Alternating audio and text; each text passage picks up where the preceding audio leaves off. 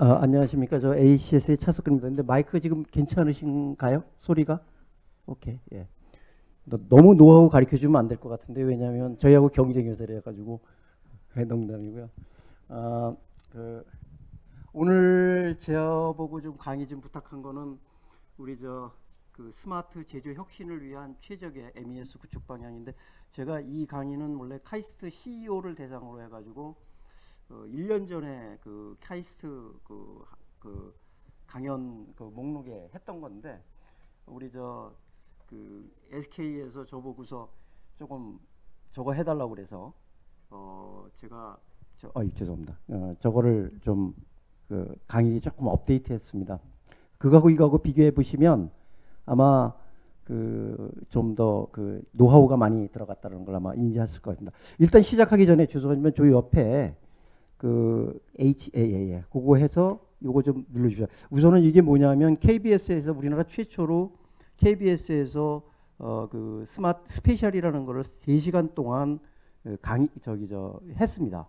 근데 이게 예고편입니다. 역시 그 KBS의 이거 만드시는 PD라고 그러나요?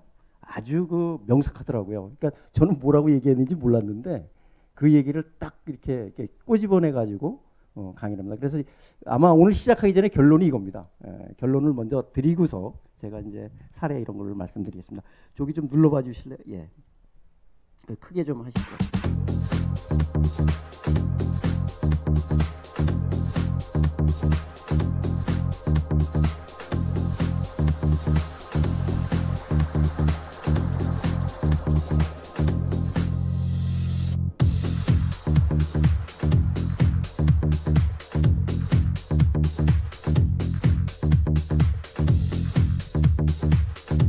And this is how we want to take this inspiration from nature and go ahead with creative ideas to improve production mechanisms in the future.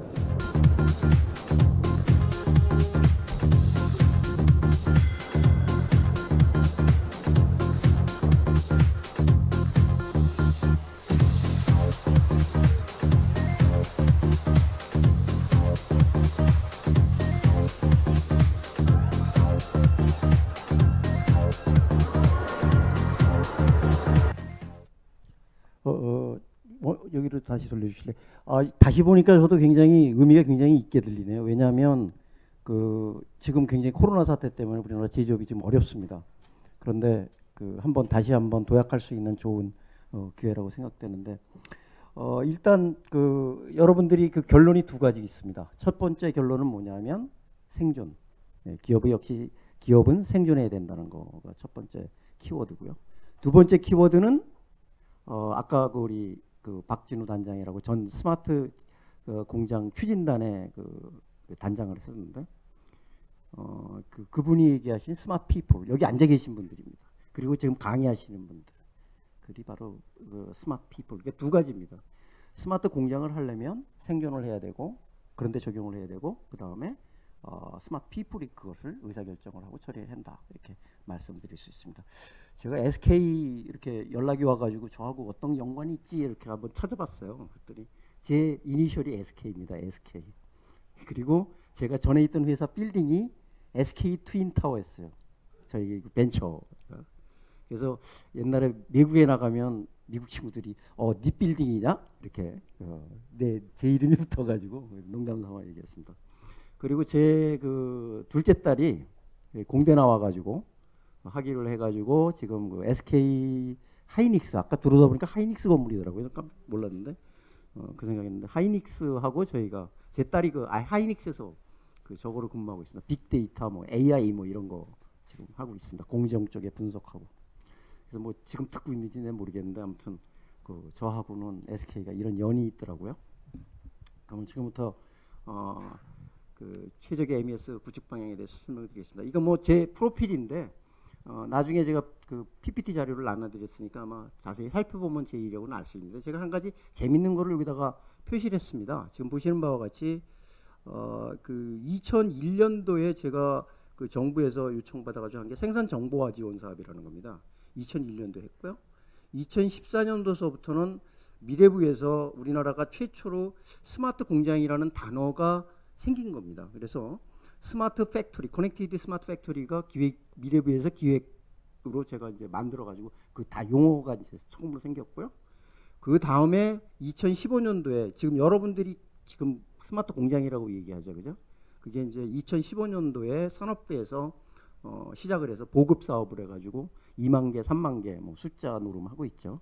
그런 거 하고 있고, 그리고 작년서부터 그 우리 중소기업부가 새로 생기면서 그 우리 그 여성 장관이 이제 이쪽 담당하면서 스마트 제조 혁신이라는 걸로 이름이 바뀌었습니다. 그래서 올해부터는 스마트 제조 혁신 지원단이라는 게 생겼어요. 단장이 바뀌었고 아까 그 박진호 단장에서 바뀌었는데, 그래서 이름이 이렇게 변천이 되고 있다는 거. 생산 정보와 커넥티드 스마트 팩토리, 스마트 공장, 스마트 제조 혁신. 그래서 오늘은 여러분들이 최첨 그 금년도에 정부에서 바뀐 단어 스마트 제조 혁신이라는 말을 가지고 가고 있습니다. 산업부가 이해 질서라 그래가지고 지금은 요새는 이제 여러분들 AI 이제 이따가도 제가 설명드리겠습니다만 산업진흥화라는 말을 이제 쓰기 시작해서 AI를 이제 그 이 공장 쪽에 어떻게 적용할 거냐 그런 고민들을 할 것 같습니다. 하나 또 제가 그 여러분들 아시는지 모르겠는데 그 우리나라의 그 스마트 공장이라는 걸로 해서 제가 페이퍼가 제일 많습니다. 39개더라고요. 이것 때문에 조사를 해봤더니 인용수가 한 7,800개 정도 되고 있고요. 그래서 제가 아무튼 이런 2001년도서부터 이런 부분들을 쭉 한국 제조업의 스마트 공장이라는 부분들을 해서 여러분들하고 같이 하게 된 동기가 될 것 같습니다. 간단하게 저희 회사 설명을 드리겠습니다. 저희 회사는 88년도에 설립이 됐습니다. 그러니까 지금부터 33년 전에 이제 이 업만 쭉 해왔는데요. 그러다 보니까 이제 저희가 한 게 제가 성이 차시다 보니까 자동차하고 굉장히 연이 많습니다. 현대, 기아 자동차에 지금으로 얘기하는 MES라고 그러는데 그 시스템을 다 구축을 했고요. 광양제철소의 생산관제, 그것도 MES죠. 그 당시에는 이제 저희 생산관제라고 불렀는데 이런 시스템들을 구축을 하는 걸 출발로 해가지고 국내 한 1,500군데 정도를 했습니다. 다 성공적이냐? 저는 그렇게 생각 않습니다. 한 반은 잘 못 쓰고 있다 이렇게 표현을 하고 싶습니다. 이게 사실이고요. 그리고 제가 이제 아까 말씀하신 데 SK 쪽에 구축한 데가 옛날에 유공이라고 있었습니다. 이게 이제 옛날에 SK가 유공에서 이제 유공이라는 회사를 인수를 했는데 그 유공 쪽하고 연이 제가 그때서부터 연이 있었는데 지금 이제 종합화학으로 바뀌었죠. 거기에 이제 이런 창고 관계들을 제가 2002년도서부터 해가지고 현재까지 지금 구축을 하고 있습니다. 그리고 SK 건설에서 구축한 그 이 베트남의 그 NSRP 이런 창고 덕분에 저희가 베트남에도 이렇게 진출하고 있습니다. 저희 회사는 지금 보시는 바와 같이 목표가 이렇게 전 세계의 공장이 어디에 있던 중앙에서 여기 말한 대로 any device, anything, any network, anytime, anywhere를 지향하는 그런 제품을 하고 있고 그런 덕분에 이제 저희가 그 해외에도 많이 이제 그 구축한 사례들을 가지고 있습니다. 요거는 저희 확장 모델인데요. 이제 스마트 공장에서 타 분야, 예를 들면 그 기상이라던가 혹은 그 저기 최근에 이제 스마트 시티 쪽으로 많이 이제 저희가 그 하고 있는데 스마트 시티라던가 세이프티 뭐 이런 디펜스까지 이렇게 확대되는 이런 것들을 그 지금 확장 모델로 생각하고 있습니다. 지금부터 이제 여러분들하고 굉장히 그 가능한 사례 중심으로 제가 설명을 드리는데 스마트 제조에서 MES, 그 다음에 표준화, 그 다음에 업종별 MES의 구축 사례, 그 다음에 마지막으로 이제 그 MES를 구축할 때 제가 이쪽에 40년 했거든요. 그래서 40년 하다 보면서 이런 거는 좀 잘 고민을 해야 되지 않느냐, 이제 그런 얘기를 같이 공유하는 걸로 하겠습니다.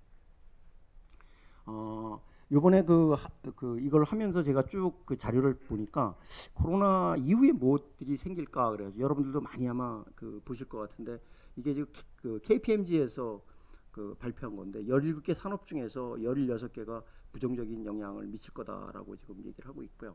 그러기 위해서는 이제 단기적인 것과 장기적인 있는데 제가 오늘 말씀드리는 것이 이제 수익성 위주의 사업 포트폴리오를 최적화시키자. 이런 부분들이 굉장히 중요한 부분으로 얘기되고 있습니다. 그럼 그것들이 앞으로 그러면 어떻게 될 거냐? 이게 산업부에서 며칠 전에 발표한 자료입니다. 여러분들한테 굉장히 도움이 되실지 모르겠는데 100개 기술을 산업부에서 뽑았습니다. 애프터 코로나를 위해서 우리나라가 산업부에서 산업 기술을 뭘 해야 되지? 그 중에 하나가 여기 지금 보시는 바와 같이 여기 수요자 맞춤형 스마트 제조라는 말이 나옵니다. 그래서 소재라든가 바이오 헬스라든가 에너지, 로봇 이런 다양한 분야에 스마트 그러니까 수요자 맞춤형으로 제조를 해야 되겠다. 이게 그 니드면서 우리 정부에서도 이런 부분들에 대해서 많은 투자를 하겠다. 뭐 SK에서도 그렇게 초점화 돼야 되지 않을까 이렇게 저도 봅니다. 그 중에 하나 제조 쪽으로 이렇게 살펴보면 이런 소재, 반도체, 제조 공정 장비, 산업 기계, 스마트 엔지니어링, 3D 프린팅 이렇게 항목들이 지금 제조 쪽에는 지금 정리가 되어 있습니다. 그러면 수요자 맞춤형 스마트 제조라는 게 도대체 뭐냐? 제가 정말 이런 말 저거 해서 그러는데 뭐 하다 보니까 섬유 쪽 일을 하게 됐어요. 전 섬유 쪽 전혀 제 원래 전공도 그쪽도 아니고 그러는데 정부에서 뭐 이런 거 해달라고 그러니까 우리가 열악한 환경이 섬유 쪽이 그 중에 하나였습니다. 뿌리 산업도 있지만. 그래서 제가 작년도에 암스테르담에 가니까 이런 걸 하더라고요. 그러니까 이제 신발 여러분들 저는 이제 마라톤을 하는데 이 신발 편한 걸 굉장히 좋아합니다. 비싸더라도 사는데 이게 패션도 마찬가지 같아요. 이렇게 신발을 이렇게 자기 발에 맞는 걸 딱 하면은 자동으로 이렇게 딜리버리 하는 거. 여러분들 이게 많이 아실 겁니다. 아디다스의 스피드 팩토리.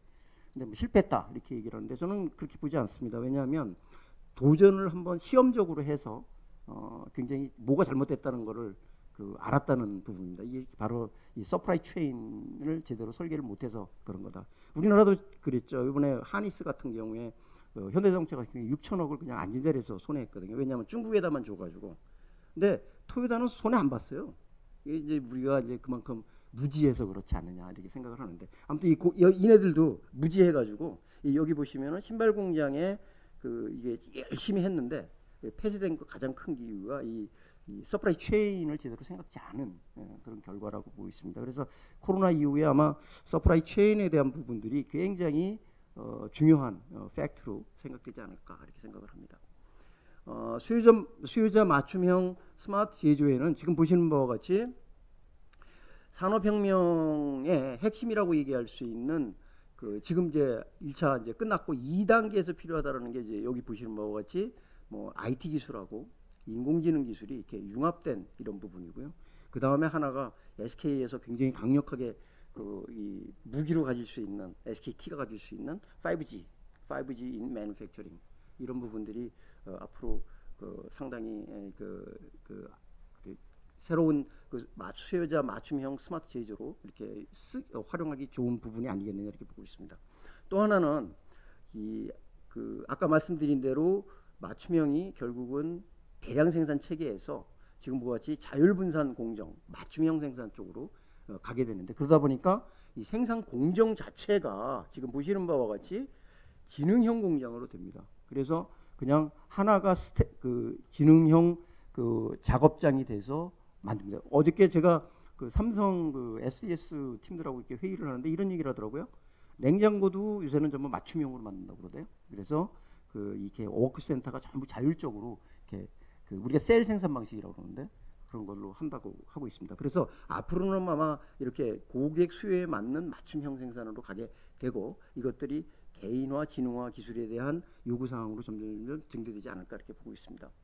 근데 이제 생산 현장은 이게 말은 이렇게 멋지게 얘기하죠. 근데 생산 현실은 어떤가를 한번 보겠습니다. 지금 보시는 바와 같이 이 왼쪽에 있는 이 회사는 어떤 회사냐면 SAP가 스마트 공장이 이거다라고 베스트 프랙티스라고 얘기했던 회사입니다. 볼보입니다. 볼보.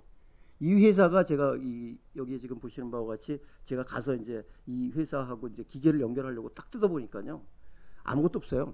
그러니까 여기 다음 장에 20년간 쓰고 있습니다. 20년 동안 쓰는데 무슨 요새 얘기하는 첨단 시스템하고 연결해가지고 하는 이런 것이 전혀 되지 않습니다. 그리고 작년도에 하노버 페어에서 얘기하는 게 70%의 레가시 머신이 연결되어 있지 않다 이렇게 얘기하고 있습니다. 말로 한다 그러면은 이런 부분들이 다 커넥티드가 하이퍼 커넥트. 특히 우리 여기도 마찬가지, SKCC도 마찬가지겠습니다. IT 하는 사람들은 다 연결해야 된다 그렇게 얘기해요. 근데 공장은요 그 공장에 있는 분들 뭐라고 그러냐면 택도 없는 소리 하네 이렇게 얘기해요. 모르고 하는 소리하고 앉았네 그래요. 그러니까 이쪽에 하노버 페어의 2019년도에 한 얘기를 한번 이렇게 살펴보면요. 이 사람들이 5번째의 하노버 페어의 탑 테크놀로지로 봐야 된다는 게 MES예요. 이게 요새 그 제가 어디 가서 강의하거나 혹은 스마트 공장 쪽에 있는 사람들이 저한테 항상 하는 얘기, MES 죽었어요 그래요. 근데 독일 사람들은 아주 현실적이더라고요. 하노버 페어에서 딱 이렇게 하더니 MES가 5번째로 중요한 테크놀로지다라고 얘기를 하고 있습니다. 그런 점들을 한번 같이 살펴보면 좋을 것 같습니다. 그럼 MES가 뭐냐? 이게 제가 이제 대한민국에서 한국에 이제 정의한 그런 내용인데 시시각각 변하는 생산 자원이라는 건 그 맨, 머신, 매테리얼, 메소드를 얘기를 합니다. 이거를 실시간으로 측정해서 의사결정 정보, 고객 납기 정보, 그 다음에 현장 감시 및 분석 정보를 실시간으로 제공하고 연속 개선. 이 연속 개선이라는 말이 상당히 중요한 의미를 갖습니다. 그냥 모니터링만 하면 아무 의미가 없습니다. 연속 개선을 통해서 결국은 낭비를 없애는 거다라고 얘기를 하고 있습니다. 그래서 이걸 정리하면 요새 말로 정리하면 시각화를 통한 연속 개선과 표준화 이렇게 얘기를 할 수가 있습니다. 그림으로 도표를 보면 이런 거죠. 옛날에는 공장이 어떻게 돌아가는지 몰라요. 이게 현실인데 이 부분을 연결을 해가지고 그 아까 얘기한 대로 실시간으로 정보들을 이렇게 취합을 해서 의사결정 정보라던가 고객 정보, 납기 정보, 현장 정보들을 해서 다시 이거를 그 현장에다가 피드백 시키는 이런 부분이라고 정의를 하고 있습니다. 이거는 약간 좀 그 복잡한 그림인데 그 이렇게 표준이라는 부분들이 MES에는 많습니다. 그동안에 이제 표준하시는 분, 저를 비롯해서 표준하시는 분들이 그 많이 했는데 여기 좀 잘 안 보이는데 우리나라에서 이제 이런 표준들로 하는 게 지금 여기 보시면은 MES 표준이 있습니다. IEC 6264라는 부분이 있고요. 그 다음에 KPI 부분이 있습니다. 여기 이 부분이죠. ISO 22400이 있고요. 그 다음에 에너지 이피시언시가 있습니다. 이쪽에 있는 것 같은데 에너지 효율 관리, 원단위 관리 하는 게 아마 지금 우리가 KS로 제가 드라이브를 하는 그런 거로 좀 보시면 되겠습니다. 이거는 MES가 미국에서 보는 그 MES의 그 기능입니다. 2000년도에 이 사람들이 만드는 왼쪽에 있는 그림이 기능이고요. 8개의 메인 펑션이 있다고 그러는데 이네들도 이제 변천하다 보니까 지금처럼 전략적인 그다음에 비즈니스 운영, 그다음에 제조 정보를 운영하는 이런 것을 이렇게 레이어로 시스템을 나눠서 지금 최근에 얘기를 하고 있습니다. 근데 앞으로는요, 이게 이제 과거고요. 앞으로는 어떻게 될 거냐? 5G하고 IIoT가 이제 그 상당히 보급이 되면 지금처럼 수직적인 지금 왼쪽에 지금 나와 있죠. 이 수직적인 이런 시스템에서 지금과 같은 아키텍처가 될 거라는 거죠. 그러니까 이게 피어 투 피어 방식으로 해서 그 완전히 그물망에 의해서 이렇게 데이터들이 서로 연결이 되는 거고요. 그 다음에는 이렇게 수직적으로 됐는데 이 수직이 여기 빨간 선과 같이 하단부에서 실시간으로 데이터들이 왔다 갔다 해야 되는, 결론적으로 얘기하면 이런 겁니다. 엣지 컴퓨팅이라는 말을 씁니다. 이 좀 이따 또 말씀을 드리겠습니다. 이 엣지 컴퓨팅을 못 해가지고 GE 같은 데는 망했어요, 회사가. 그래서 이 엣지라는 것이 새로 나오는데, 요거는 지금 현재 저도 그렇고 미국의 니스트하고 이렇게 표준 아키텍처를 지금 만들고 있습니다. 이게 작년도에 이제 나온 첫 번째 논문인데, 저도 여기 인발부돼 가지고 앞으로 이런 이쪽에 6264 같은 이런 아키텍처에서 이런 아키텍처로 변하게 될 것이다. 그리고 그 이유는 5G라든가 IIoT, 빅데이터, AI 이런 부분들이 이제 새로운 기술로 접목이 되기 때문에 변동이 될 거다, 이렇게 생각을 하고 있습니다. 제조라는 거를 좀 잠깐 한번 살펴보면요. 일본이 잘하는 게 있고 독일이 잘하는 게 있고 미국이 잘하는 거, 제가 계속 얘기를 해요. 근데 우리나라 사람들이 아직도 이해를 잘 못하는 부분이 있어요. 왜냐하면 우리나라 제조는 카피 중심으로 모든 것을 해왔거든요. 그러다 보니까 그런 본질적인 부분들을 잘 이해를 못해요. 만드는 건 굉장히 손재주로 이렇게 만드는 건 잘하는데 원칙적인 거를 잘 못해요. 이와 같이 제조업이라는 거는 품질의 세 개 축이 있습니다. 일본이 잘하는 거, 일본 사람들 잘하죠, 그죠?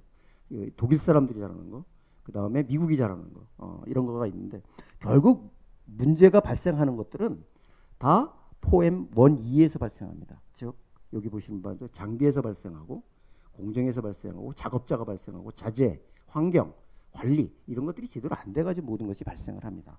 이런 것들을 이제 어떻게 할 거냐?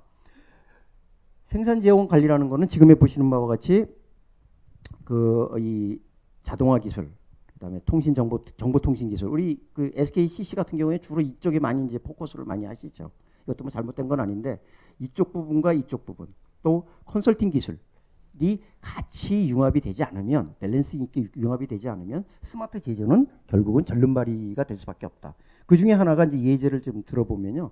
지금 보시는 바와 같이 오른쪽 그림에 나와 있는 것 같이 지금 우리나라 뭐 현대자동차, 포스코도 마찬가지입니다. 이렇게 구축하고 있어요.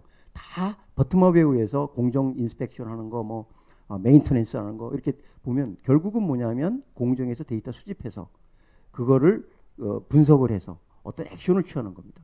근데 이게 사이로식으로 다 구축을 하다 보니까 다 이제 비효율적인 시스템이 됩니다. 그러나 앞으로 시스템은 모니터를 하고 콜레로레이션을 하고 프로딕션을 하고 프리벤션을 하고 옵티마이제이션을 하는 수평적으로 데이터를 총괄적으로 그 제조업의 문제점이 뭐라는 거를 받아서 처리를 해야 돼요. 근데 이런 전문가들이 없습니다. 대개가 뭐 공정 전문가 그러면 예를 들어서 조립하는 쪽, 뭐 배치하는 쪽 이런 쪽에 하다 보니까 이런 전체 큰 그림에서 비즈니스를 해서 뭐 프로그노스틱이라던가 디시전 서포트라던가 이런 부분들을 못하는 그런 경우들이 발생을 합니다. 앞으로 아마 SKCC가 잘 주도를 하면 이런 부분들을 리더십을 갖고 스마트 제조를 성공적으로 구축하는데 뭔가 그 데이터 혁명을 요새 이제 데이터가 중요하다고 얘기했으면 혁명을 이룬 일을 하지 않을까 개인적으로 기대를 해봅니다. 그래서 이런 것들을 하기 위해서는 제가 이 표준 모델을 만들었어요. 아예.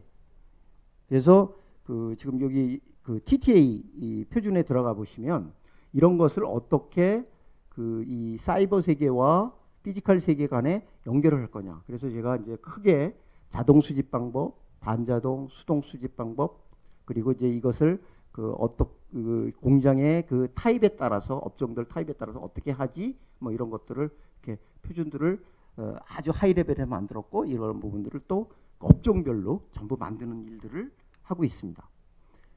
아까도 말씀드린 대로 이렇게 표준은 굉장히 많습니다. 그 중에 아주 대표적인 표준이 에너지 관리하는 표준, 그 다음에 그 MES 표준, 그 다음에 ISO 그 KPI 표준 이런 것들이 많이 있고요. 그런 것들은 지금 그 미국의 그 이 라미 모델, 미국의 그 이 스마트 제조 표준 모델하고 독일의 이 라미 모델이라고 있는데 이 모델 사이에 역학관 같이 이렇게 매핑을 하는 그런 일들을 하고 있습니다. 그리고 저희는 이제 현장으로부터 올라오는 정보들을 업종별로 어떻게 할 거냐 이런 거를 지금 드라이브를 하고 있고 한국에서도 표준에 대해서 굉장히 열심히 작업을 하고 있습니다. 아까 말씀드린 대로 업종별 표준이라는 게 이런 겁니다. 저희가 이제 그 승질이 급해가지고 막 스마트 공장 보급 확산에 막 하다 보니까 이 업종별 참조 모델을 만들었어요. 그래서 여러분들이 지금 업종별 하면 이걸 지금 주로 사용하고 계십니다. 제가 이제 그 우리 전문가들하고 해서 만든 건데 이렇게 5단계로 이렇게 나눠서 비적용한 것서부터 고도화까지 이렇게 나눴습니다. 고도화는 거의 없다고 지금 보시면 되고요. 전 세계적으로 최근에 이제 그 이 등대 공장이라고 그래가지고 한 40여 군데 지금 그 고도화로 지금 했다라고 나와 있고요. 그래서 업종별 참조 모델이 있고 이 업종별 참조 모델에 해당하는 것이 앞으로 이제 좀 더 세분화해가지고 이런 부분들을 해나가야 되지 않느냐라는 부분들입니다. 그럼 어떻게 관리해야 될 건가? 그 여러분들이 이 책 아마 재밌게 보신 분들이 이라크 때 그 언노운 노우즈라는 책인데 이게 저 그 램스필드 그 전 국방장관이 이제 쓴 책인데요. 결국은 눈에 보이는 것은 표준화와 연속 개선을 통해서 이제 해결이 가능하나 제조업은 아까 얘기한 손재주라고 제가 얘기했지 않습니까? 한국 사람들이 가지고 있는 이 손재주를 우리가 OT라고 얘기합니다. 그거를 어떻게 그걸 안목지라고 그러는데 안목지를 어떻게 그 형식화시킬 거냐. 이게 이제 우리나라가 앞으로 독일이나 미국이나 일본, 중국하고 싸워서 이길 부분이라고 저는 생각을 하고 있고 그래서 한국에서도 올해부터는 산업진흥화라는 부분에 엄청난 돈을 몇 조를 투자를 하려고 저도 뭐 그 굉장히 노력을 하고 있습니다. 그래서 지금 보시는 바와 같이 우리가 눈에 보이는 거는 known knows죠, 그죠? 그러나 그 안 보이는 거 unknown unknows를 이제 앞으로 암묵지를 어떻게 할 거냐. 이거는 바로 우리의 그 사명이고 여러분들보다 여기 계신 젊은 분들이 더 하고 하지 않을까 생각됩니다. 그럼 지금부터 제가 그 업종별로 이 적용한 사례를 들겠습니다. 저희가 이런 것들을 이렇게 크게 그 4등분으로 이렇게 분류했습니다. 요거는 이제 그 제조혁신 포럼에서 우리가 한 1년 동안 작업을 하면서 제조업을 어떻게 분류를 하지 이런 고민을 해서 만든 그 장표인데요. 지금 보시는 바와 같이 이제 B2B 쪽, 그다음 B2C 쪽, 그다음에 프로세스냐, 그다음에 디스크리트냐. 그래서 이렇게 지금 나누다 보니까 크게 프로세스 최적화하는 부분이 하나 필요하죠. 그러니까 자동차 부품, 그다음에 이제 그 프로덕트 트래킹, 그다음에 그 플랜 베이스드 프로덕션 라인, 그다음에 호리존탈 인티그레이티드 프로덕션 라인. 그래서 크게 그 네 가지로 이렇게 분류를 할 수가 있고 지금 이런 것들을 우리가 이제 분류로 업종별로 이렇게 분류를 얘기를 하고 있습니다. 그리고 이제 이런 것들을 구축하기 위해서는 이제 저희 방법론이지만 꼭 고려해야 될 것들이 이런 것들입니다. 결국은 현장의 데이터들을 어떻게 그 거짓말 없이, 그러니까 가식 없이 받아들이냐는 거고, 그다음에 국제 표준이 어떻게 되고 있다는 걸 보고, 유사 업종은 그럼 어떻게 하지? 정량적으로 그런 걸 살펴보고, 결국은 그 린이죠. 재고를 전혀 안 갖는 이런 것들을 어떻게 구축할 거냐. 그래서 뭐 이런 건 방법론이니까 뭐 어디나 다 이제 똑같이 적용을 할 건데, 가장 키는 현장의 산업별 중점 관리가 뭐냐라는 부분들을 살펴봐야 된다는 거죠. 잡샵이 어떻고 프로세스가 어떻고, 이 얘기는 제가 한 40년 동안 계속 하고 있는데, IT 하는 사람들이 가장 저지르기 우를 범하는 실수 중에 하나가 공장을 잘 모른다는 겁니다. 그런 부분들을 제가 이제 그 중점 관리 항목으로 어떻게 할 거냐라는 부분들로 이제 얘기를 하고 있고요. 그 다음에 이런 것들을 저희가 이렇게 2010년도에 이제 표준으로 이렇게 만들었어요. 생산 정보와 표준 구축 방법이라고 그래가지고, 여기 이 친구 아마 김포대 교수로 알고 있는데, 김포대 그 윤정배 교수라고 젊은 친구인데 미국에서 공부하다가 와가지고 제가 이제 앉혀놓고서 막 이렇게 만들어놨더니 잘 만들었습니다. 그래서 우리나라는 대부분 그 중소기업이라든가 정부기관에 쓰는 것들은 이런 그 표준 방법론들을 쓰고 있습니다. 앞으로 더 우리 그 젊으신 분들이 좀 더 잘 만드셔가지고 잘 쓸 수 있도록 했으면 더 좋겠습니다, 개인적으로. 그러면 이제 제가 하나 적용한 사례 중에 섬유산업의 예를 들겠습니다. 이 회사는 글로벌 4대 섬유회사입니다. 근데 지금 굉장히 어렵죠. 왜 어렵냐? 지금 이 코로나 사태 이후 해가지고 이제 옛날에는 그 갭이라던가 이런 데 대량 생산해가지고 막 팔았는데, 지금 그게 굉장히 줄기 때문에 존폐 위기까지 가 있는데, 어쨌든 이 회사가 92년도에 해서 전 세계 최초로 스마트 공장이라는 거를 구현한 케이스입니다. 전 세계 최초로 했습니다. 그래서 지금 이런 총체적으로 PLM이라던가 MES라던가 그다음에 서프라이 체인이라던가 그다음에 물류 관리라던가 이런 것들을 최초로 구축을 했습니다. 여기에 사장님이 옛날에 대통령 출마했던 문국현 씨입니다. 그래가지고 아주 섬유 쪽에 뭔가 리더십을 짓고 하자 이래가지고 했던 케이스고, 저는 뭔지도 모르고 들어가가지고 고생을 엄청나게 한 케이스입니다. 그래서 여기 구축한 거는 이분들이 지금 아까 말씀하신 대로 이제 글로벌 섬유 회사를 추구하자 그래가지고 이제 베트남에 지금 보시는 바와 같이 추진 배경이라든가 목적 이런 것들은 여러분들도 잘 아시는 내용이기 때문에 설명을 안 드리고, 그림에 보시는 바와 같이 MES를 전 세계 최초로 구축을 해봤습니다. 시험적으로. 아까도 말씀드린 고생 엄청나게 했는데, 거기에는 실험실 관리. 여기가 참 어려운 게요. 이 염색의 컬러를 바이어가 와서 요런 색깔 만들어줘 그러는데 제대로 못 만드는 게 이게 제일 어렵습니다. 이게 손재주거든요. 왜냐하면 기계의 어떤 마모성이라든가 기계의 어떤 이게 노하우라든가 이런 것들이 가미돼서 만들어야 되는데, 그런 부분들을 못 하다 보니까 그게 굉장히 어려운데, 실험실 관리라든가, 그래서 실험실에서 데이터 레시피를 받아서 어떻게 처리할 거냐, 생산 관리 부분, 품질 관리 부분, 공정 관리, 설비 관리, 이거 스탠다드입니다. 스탠다드. MES 저희가 얘기하면 스탠다드인데, 여기 하나 이제 이런 시험실 관리 부분이 하나 이제 별도로 얘기됐고, 철강이라든가 그다음에 이제 장치 산업이라든가 이런 데는 다 기본적으로 이런 일들을 합니다. 그래서 이제 외주 관리, 창고 관리, 근태 관리, 타 시스템 하고 이렇게 연결을 하게 돼 있고요. 그 다음에 여기에 가장 중요한 게 이 공장의 모든 것을 실시간으로 데이터를 이렇게 표준 방법으로 그 포엠 원위에 의해서 체계적으로 이렇게 반영을 한 그런 시스템이 되겠습니다. 그래서 뭐 제가 자세히 설명은 안 드리겠습니다만 모든 기계들이 컴퓨터하고 연결이 되어 있습니다. 베트남에 연결되어 있습니다. 그리고 베트남에 연결되어 있는 거를 서울 본사에서 아까 그 사장님이 딱 눌러보고 지금 뭐가 잘못됐지? 이런 게 되죠. 저희는 그때 그 당시에 이런 생각은 못했어요. 코로나 사태가 나가지고 지금은 이제 가지도 못하고 들어오지도 못하지 않습니까? 근데 그 당시에는 이 오디시라는 게 굉장히 성행을 했습니다. 오디시 뭐냐면요, 바이어가 가가지고 이게 제대로 만드는 거야? 칼라를 제대로 만들었어? 이런 걸 굉장히 저거를 요청을 많이 해서 바이어들이 미국에서 바이어들이 베트남까지 막 그 어려운 그 촌동네에 가서 막 오디도 하고 막 며칠간 머무면서 그런 일을 많이 했습니다. 근데 이제 코로나 사태 이후로 못 가죠. 그럼 어떤 상황이 벌어졌냐? 그러면 이제 이런 것들을 잘 만들면 본사에 앉아가지고 지금처럼 원격 저거 커뮤니케이션 하듯이 할 수 있는 그런 부분들이 가능하다. 그런 부분을 되겠습니다. 그래서 이제 여기에는 전 세계 최초로 이 섬유기계의 작동 상태들을 이렇게 볼 수 있도록 하는 그런 부분들이 만들어졌죠. 그러다가 정부에서 저희 보고 이거 저기 그 섬유산업에 좀 우리가 리더 기업이니까 한번 좀 발을 만들어가지고 버티컬하게 비즈니스를 한번 만들지 그래서 지금 하고 있습니다. 저희가 3년 동안 말 그대로 여기 보시면 말이 이제 지능형, 산업지능형이죠, 그죠? 이거 저희가 열심히 하고 있습니다. 앞으로도 계속 저희가 진행을 하려고 그러는데. 그래서 이제 이쪽에 IT 기업이라던가 섬유연구소, 섬유기계업체, 그 다음에 수요기업, IT 연구소 이런 데가 다 한 덩어리가 돼서 하는 겁니다. 혼자 못 한다는 거죠. 아까 말씀드린 대로 스마트 제조를 하기 위해서는 다양한 기업들이 뭉쳐야 된다.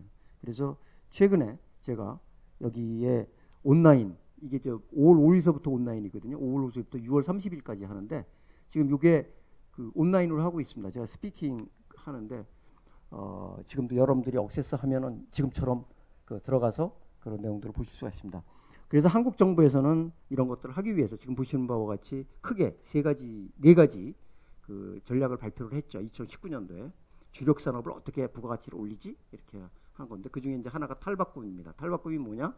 섬유 의류 쪽에 국내에서 최초로 스마트 공장을 한번 적용한 그런 케이스입니다. 그래서 저희가 지금 이 컨소시엄으로 하는 거는 열악한 환경의 섬유 산업에 다시 온쇼링 하기 위해서 이런 부분들을 하고 있다 이렇게 보고 있습니다. 그래서 지금 보신 바와 같이 세계 최초로 이런 이 생산 현장에 보이지 않는 것들을 볼 수 있도록 이게 뭐냐면 섬유기계에 들어가는 입수된 그 화학 물질이라든가 이런 것들을 그 관을 잘라 가지고요 그 사이에다가 센서를 박습니다. 안 보이는 것을 보이게끔 하는 이런 것들을 해서 세계 최초로 우리가 특허를 내 가지고 지금 진행을 하고 있고요.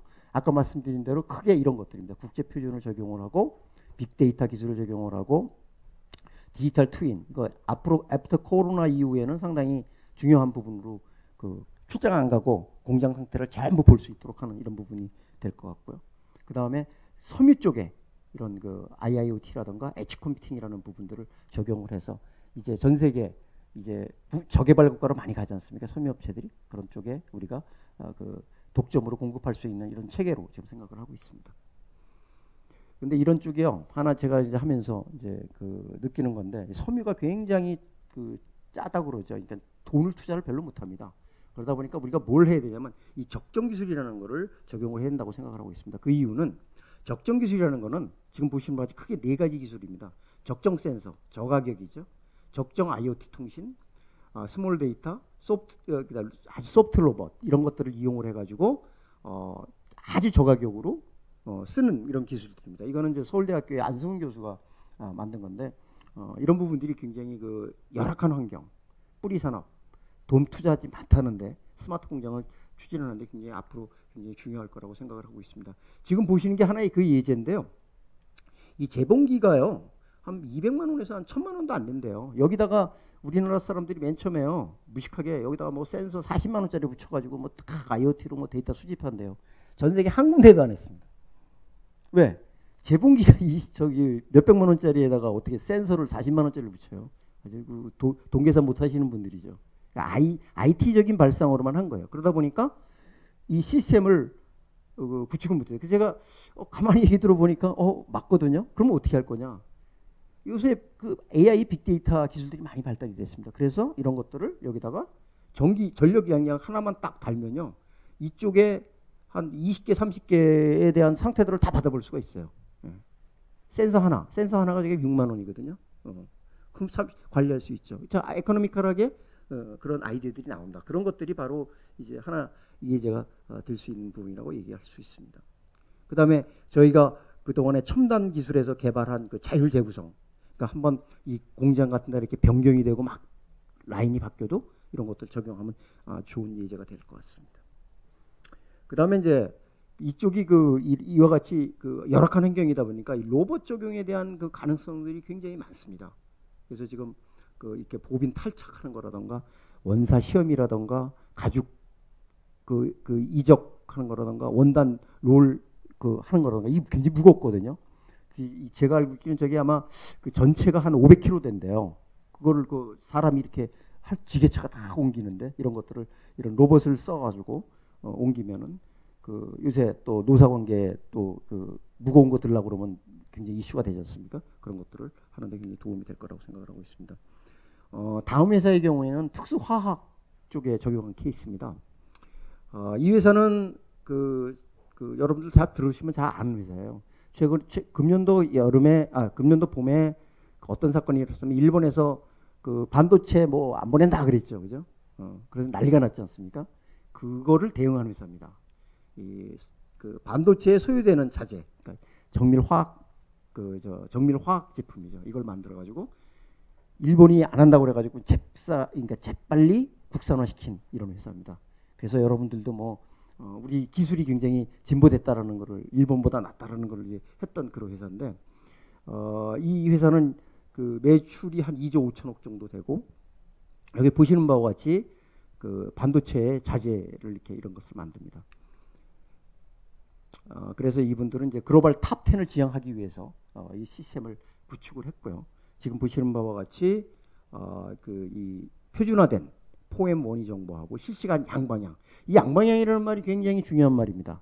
앞으로도 이 양방향이라는 말을 굉장히 제가 일부 좀 쓸 것 같은데 이 한쪽 방향으로 MES를 모니터링하는 시스템이거든요. 근데 이제 앞으로는 이 양방향이라는 걸로 어떻게 잘 실시간 제어한다는 이런 부분들이 굉장히 중요한 부분으로 얘기할 수 있습니다. 이게 이제 그 예제인데요. 여기의 경우에는 지금 보시는 바와 같이 현장의 정보들을 자재, 수익 검사, 혼합 공정, 여가 공정, 공정 검사 포장들을 포엠 원의 관점에서 데이터를 수집할 수 있도록 이렇게 했습니다. 그냥 기계에서 데이터 나오는 거 받아. 공정에 있는 사람들이 이런 얘기 잘합니다. 그러니까 공장에 난 이게 필요해. 품질 하는 사람. 품질 정보 필요해. 연결해가지고 센서에서 받아줘. 끝. 이 시스템 개판되는 거예요. 그렇게 되면 이제 이 전체 아까 얘기한 전체 생산 자원이라는 이런 시스템의 관리가 안 됩니다. 그러니까 저희가 얘기하는 누덕더기가 되고 이런 시스템이 되는데 그런 관점에서 생산 자원 데이터들을 어떻게 받을 거냐 이런 것들이 상당히 중요하고요. 그런 것들을 받아서 생산 관리를 다이나믹하게 해주고 거기에 이제 설비 관리라던가 통합 품질이라던가 그 다음에 SPC 이런 내용들. SPC가 바로 양방향 통신이 되는 것을 말합니다. 그러니까 예를 들어서 기계가 어느 정도 딱 항안치가 오거나 하한치가 오면 기계를 인터럽트 걸어서 생산을 못하게 하는 이런 것들을 저희가 양방향이라고 얘기를 하고 있습니다. 이거는 이제 구축 범위죠. 저희가 이제 여기 스탠다드인데 영업 관리, 생산 관리, 품질 관리, 구매 자재 관리, 그다음에 설비 관리 이런 기능 안에 요 이제 빨간 점선으로 친 부분들이 구축한 대상이 되겠습니다. 이게 어떤 회사는 영업 관리 부분들을 우리 쪽에서 하는 경우도 있고요. 어떤 경우에는 영업 관리 아니라 설비 관리를 다 ERP 기능에서 하기도 하고 이런 경계선들이 있습니다. 이것들을 잘 해야 업무의 이 책임 소재 이런 부분들을 잘 정의를 할 수가 있습니다. 다음의 경우에는 여러분들이 가지고 우리나라 대부분 삼성 휴대폰 많이 쓰시는데 이 회사는 애플의 휴대폰을 만드는 회사는 아닌데요. 죄송합니다. 애플의 카메라를 만드는 회사는 아닌데 이 회사는 작년도에 2009년도에 설립된 아주 조그만 벤처 기업에서 지금 현재 작년도 매출이 1조 클럽을 달성한 저도 굉장히 개인적으로 자랑스럽게 생각하는 기업 중에 하나입니다. 왜냐하면 제가 이 월드 300기업 이거 만들 때 이거 승인 받을 때 이 회사 2011년도죠. 이때 평가를 제가 했어요. 저희 고객이 아니었습니다 그때. 그래가지고 이 굉장히 앞으로 굉장히 제가 원래 이제 그 이미지 프로세싱 이런 백그라운드 그쪽이니까 이 앞으로 비즈니스 굉장히 클 거야. 그래가지고 이제 굉장히 긍정적으로 봐줬는데 이 회사가 저희 고객도 됐고 또한 매출 1조까지 이렇게 된 아주 그런 케이스를 해서 제가 아주 반갑게 소개를 드리게 되었습니다.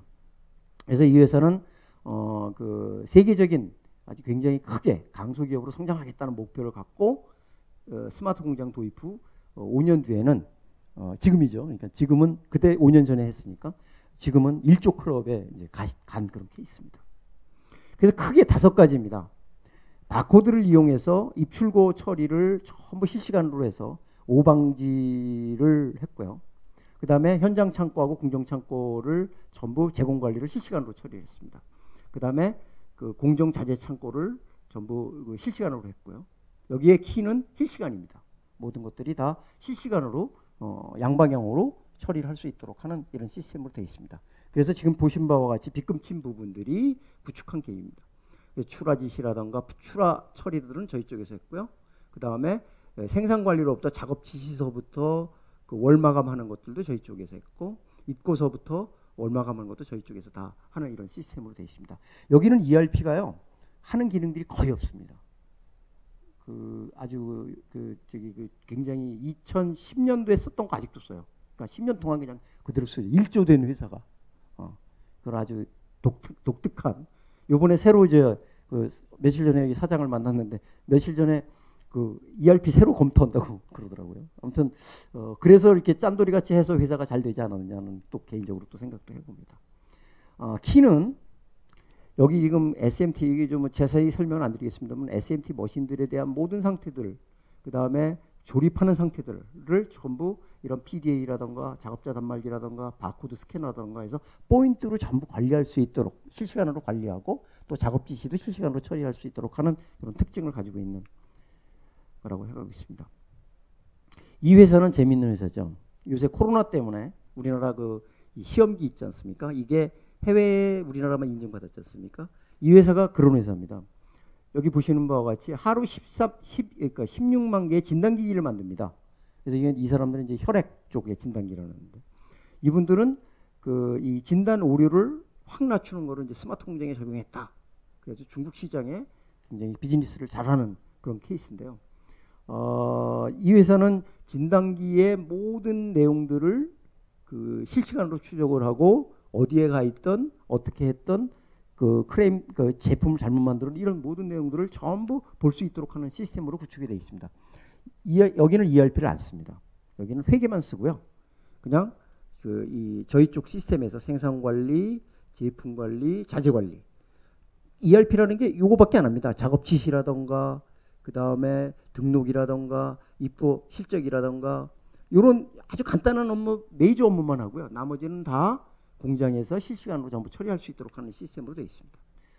이건 시스템 구성도죠. 바코드와 PDA와 실적 취합기들을 통해서 포인트 관리를 해서 물풀셈 없이 관리를 한다는 이런 강점을 갖고 있습니다. 다음은 빅데이터 AI를 앞으로 적용할 그런 국내 최초의 그 뿌리 산업의 적용 케이스입니다.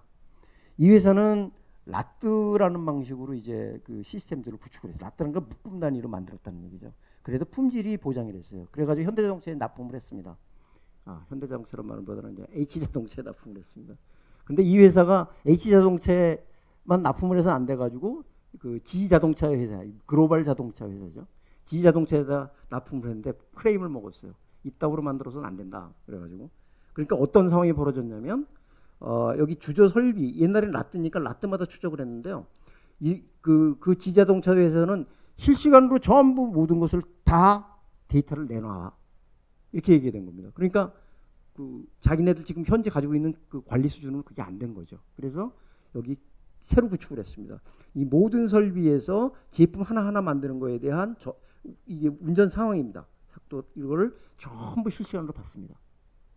근데 그냥 받을 수가 있네. 이 기계들이 구닥다리 기계도 있고 최신 기계도 있고 최신 기계는 걱정할 필요 없습니다. 잘 연결하는데 크게 문제가 없으니까요. 근데 이런 것들을 이렇게 전부 처리를 하고요. 여기는 그 자기네들이 시스템이 없습니다. 어디에 있냐면 충남 테크노파크 안에 그 빌렸습니다. 시스템을 자기들이 개발해가지고 쓰는 이런 전산 시스템이 없어요. 충남 테크노파크에서 전부 하는데, 그래서 이렇게 시스템을 구축을 해가지고 이와 같이 SPC라던가 그 모바일로 이런 것들을 구축할 수 있도록 시스템이 구축이 되어 있습니다. 그래서 지금 그 노란 색깔로 되어 있는 것이 그런 주조 조건에 대한 내용들을 전부 신규로 받아서 처리할 수 있도록 하는 것들로 추가 개발이 됐죠. 그래서 이제 도입 1년 차에서는, 이거 최근에 한 건데요.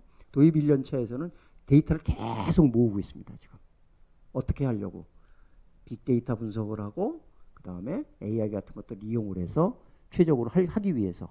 근데 중요한 게 품질 2% 올리기 위해서 이런 돈을 쓰고 있습니다. 97%에서 95%에서 97%로 가기 위해서. 어떤 데는 0.1% 올리기 위해서 이런 일도 하고 있어요. 그게 왜냐하면 품질이 어느 정도 다 올라가면 더 이상 올라가지 못합니다. 그것들을 어떻게 하느냐가 앞으로 암묵질을 형식화시킬 수 있는 우리의 고유의 기술이라고 저는 생각을 하고 있습니다.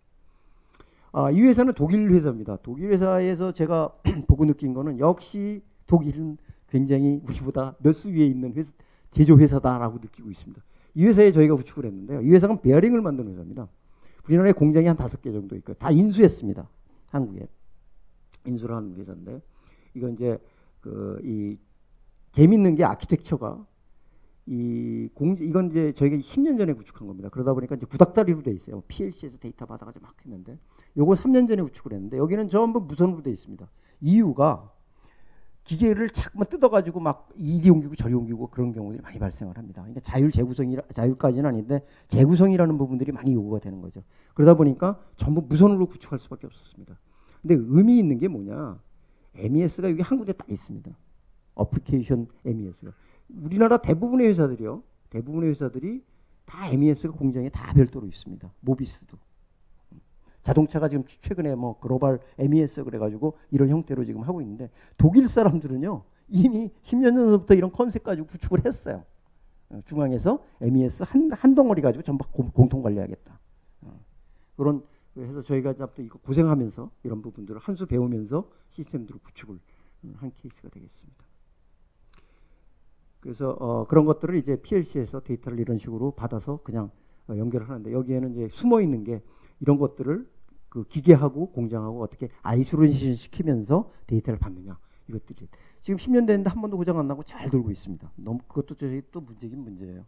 고장도 좀 나고 그래가지고 메인테넌스도 좀 새로 하고 업그레이드도 좀 하고 그래야 되는데, 이거는 제가 뭐 자세히 설명드리진 않고 시간도 있고 하니까 이렇게 이제 전체에 대한 이 운전 상황을 이렇게 드릴 다운하면 막 들어가서 기계까지 어떤 상태들을 볼 수 있고요. 상태들을 이렇게 일기예보식으로 비 오면 이거 뭐가 문제 있는 거고, 구름이 끼면 조금 약간 중간이고, 그 다음에 뭐 날이 맑으면 이런 식으로 아주 이것 그네들이 특허라고 그러더라고요. 그래서 손쉽게 이렇게 볼 수 있도록 숫자보다는 날씨로 이렇게 처리할 수 있도록 하는 이런 시스템들을 구축하는 특징을 가지고 있습니다. 요거는 그 정부에서 저희가 그 지원을 받아가지고 뿌리 산업 쪽에 크라우드 형태로 어떻게 제공할까라는 아키텍처가 되겠습니다. 지금 보시는 바와 같이 이런 산업별로 데이터를 받아서 인터페이스를 어떻게 표준화시키고, 그거를 국제 표준인 이런 KPI라던가 에너지 관리 시스템들을 적용을 하고, 국제 표준의 이 생산 정보 애플리케이션들을 표준으로 장착을 하고, 업종별에 대한 것은 산업별로 설정을 해서 손쉽게 쓸 수 있도록 하는 이런 시스템들로 저희가 중소제조업 크라우드 MES 적용 모델입니다. 이게 이제 산업혁신 스마트 제조 혁신 분야에서 앞으로 내년부터 이 크라우드 형태로 정부가 그 시스템들을 구성해서 하겠다, 이런 모델에 MES 분야는 굉장히 도움이 되지 않겠느냐를 생각을 하고 있고요.